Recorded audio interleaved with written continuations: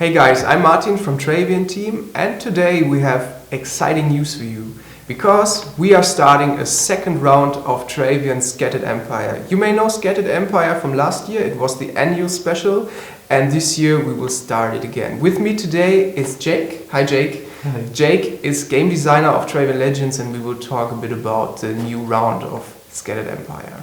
So Jake, are you excited for the new round? Yeah, of course I'm excited for the new round.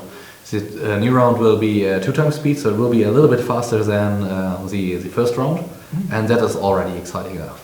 When will the server start? The server will start of February. Difficult word, yes. Yeah. And of course the exact dates will be released on the social media channels on Facebook. So with start of February we will start the servers. Mm-hmm. And just for your information, we will roll out each country after another, so not everything at once. So this for your information. So what is going to be new in the second round? Yeah, first of all, as I already mentioned, the 2 times speed is new.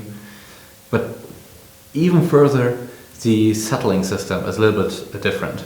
While in Scattered Empire, you were able to settle in every region at start. Mm-hmm. We changed it that you only can settle in 5 regions in the very get-go. All other regions need to be unlocked to be settled. Mm-hmm. To settle a new region, at least one adjacent region needs to have the 10,000 regional population within the top 5 regional alliances. And once that goal is met, the adjacent regions can be settled as well. That's so that players, for example, can't settle in Ireland from the very get-go, because then it's really slow gameplay. I can SimCity a lot in that far away region, but there's no action, no enemies, because I already took so long time to settle there, and that's so long moving walks, and that's why we said settling is a little bit limited in the start, and players need to unlock the regions. Mm-hmm. So this is a rather big update for the new round, as I would say. Why did you do this? Was it because of player feedback? Yeah. We got the feedback that Travian Scattered Empire at the very start is like just SimCity. Mm-hmm. And to be honest, it's a good point, because in the very start all regions are easier to unlock by a few players, mm-hmm. than that you take one of the center regions and fight for them. So with that, it was really like SimCity in the very get-go. And we got that feedback and reacted on that feedback with that change, that settling is only possible in certain regions in the very start. So we had also a more action-packed start of the game. So when we talk about feedback, what was the general feedback from the players? Did you receive any? Yeah, we did receive quite a lot, in fact, and most of the feedback were improvement suggestions, like the one with settling, or pointing out a few issues with the gameplay. For example, we also got great feedback, like it's a different kind of game than the usual Travian Legends. In Travian Legends, it's basically about artifacts and Wonder of the World villages, and with that it's pretty clear where you need to fight or where you need to defend. If you only have one artifact and you get like a shitload of attacks, then it's pretty sure they are going for your artifact. You should have your defense there.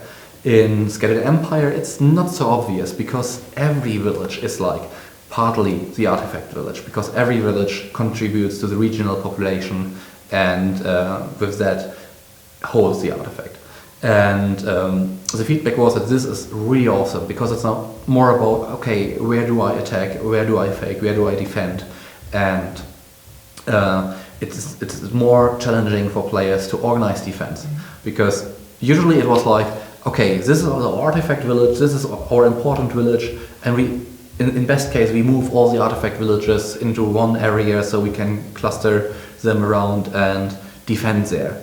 And if somebody needs to attack us, it will really get hard for them. But now it's like I have a 500 field big region, and they could settle anywhere to attack us, like in a passive aggressive way, like outbuild stuff, or they could attack in south, they could attack in west, they could attack anywhere within that region. And with that, the feedback was, it's more action-packed, it's more fights, it's more hammers which are thrown around, and that is great feedback, because that's what we wanted to achieve.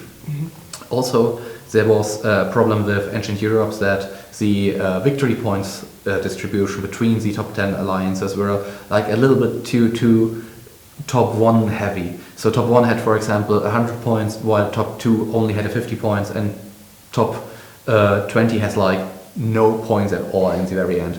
And as players needed to choose, either they go for victory points or they go for an artifact that was like, okay, do we play to win or do we play for something else? And Scattered Empire removed that with giving victory points and artifact powers at the same time, and that made the race to the top 1 a little bit more exciting. And that's also something we got as feedback, that this is like a really good one with Scattered Empire.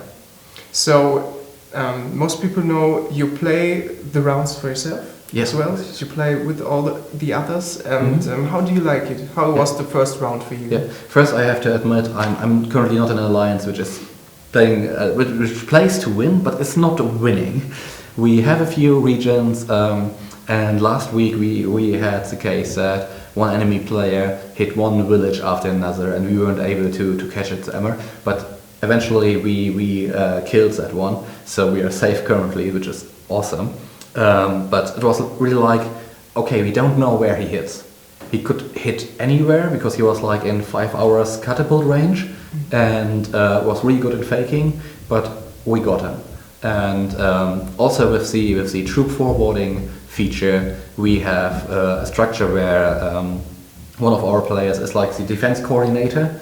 He has an account which is 24/7 online and seated by other players, so that this 24/7 online is always happening.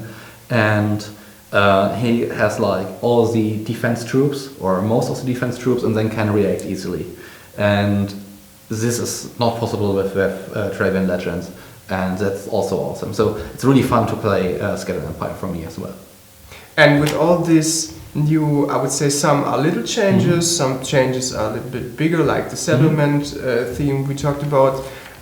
What are your wishes for the new round? Yeah, for the new round, I wish for more attacks, more aggressive, more diplomacy as well, because if there is less space on the map, because I can't settle in Ireland, for example, yet, then there is more action. That's what I wish for. That's what also the goal for that improvement is.